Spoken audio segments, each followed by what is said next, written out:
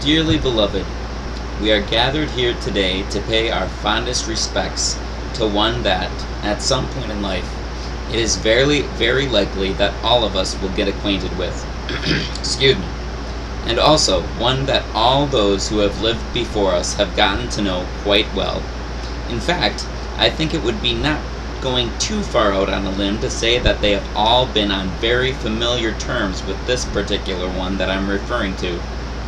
Indeed, all persons who have lived before us are presently very much involved with the well-known subject of which I speak. Yes, I am talking about death. The title of my eulogy is Good Night, Death, a Eulogy. Now let us see what the good book has to say about our future intimate acquaintance. Melachim Aleph, or 1 Kings, chapter 11, verse 43, reads as such. And Shlomo slept with his fathers, Shlomo being Solomon, and was buried in the city of David his father, David being David. And Rehoboam, or Rehoboam, his son, reigned in his place. Now, Shlomo, Solomon, slept with his fathers was not referring to something kinky. It was referring to him lying down in the grave where his fathers were buried. The expression slept with his fathers is used many times in the separate writings, otherwise known as the Holy Bible, to indicate that a person had died. In Job chapter 17 verse 13, or Job says, If I wait, the grave is my house.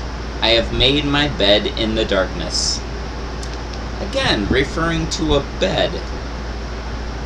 Psalms, or Tehillim, chapter 115 verse 17, says this, The dead don't look to Yahweh, neither do any of those who descend into the silence of death. So apparently, death is quiet. Not making a noise. When you die, you're not very loud. Tehillim, or Psalm 13 verse 3 reads, Look on me and hear me, O Yahweh, my ultimate powerful authority. Bring light to my eyes, unless I sleep the sleep of death. Again, death being referred to sleep. Going on, Tehillim, chapter 146, verses 3 through 4. Don't put your trust in princes or rulers, nor in a son of man in whom there is no help. His breath goes forth. He returns to his land. In that very day his thoughts are gone. His breath goes forth. It doesn't say anything about his breath returning, so I think it would be safe to assume that it's referring to him dying. In that very day his thoughts are gone, so he's not able to think of anything anymore.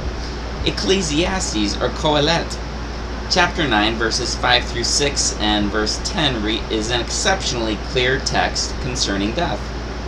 Because the living know that they will die, but the dead don't know anything. They have no further reward. Even the memory of them is forgotten. Their loves and their hatred and their envy is now lost and gone, and they no longer have a part in anything that is done under the sun. Whatever your hand finds to do, do it with all your strength, because there is no work, or planning, or knowledge, or wisdom in the grave where you're about to go. In the future, whether sooner or later, it's where we're all going to go.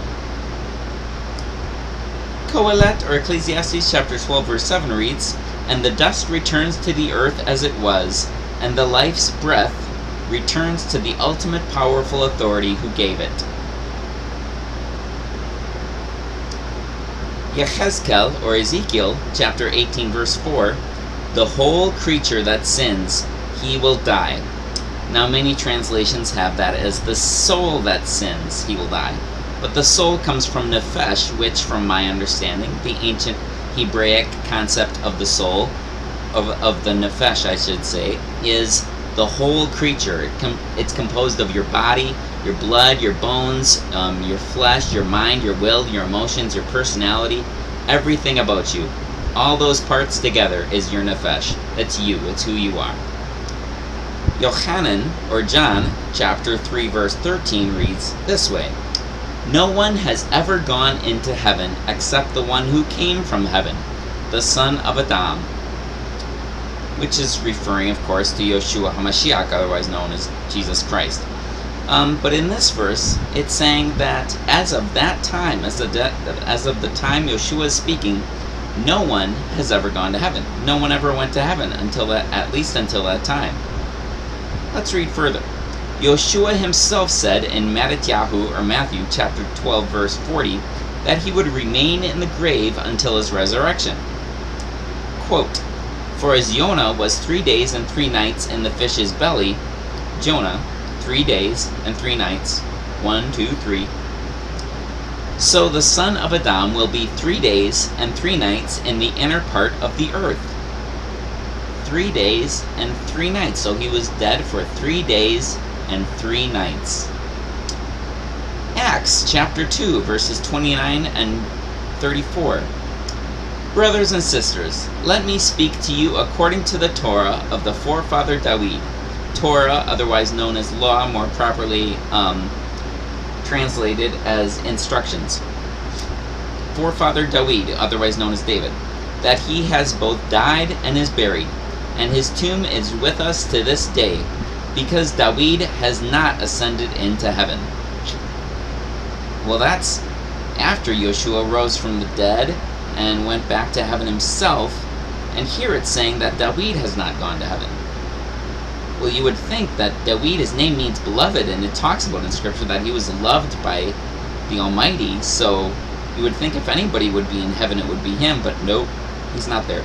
Acts chapter 13, verse 36 reads as such: Because David, or David, after he had served his own generation by the will of Yahweh, fell asleep, and was laid with his ancestors, and saw corruption.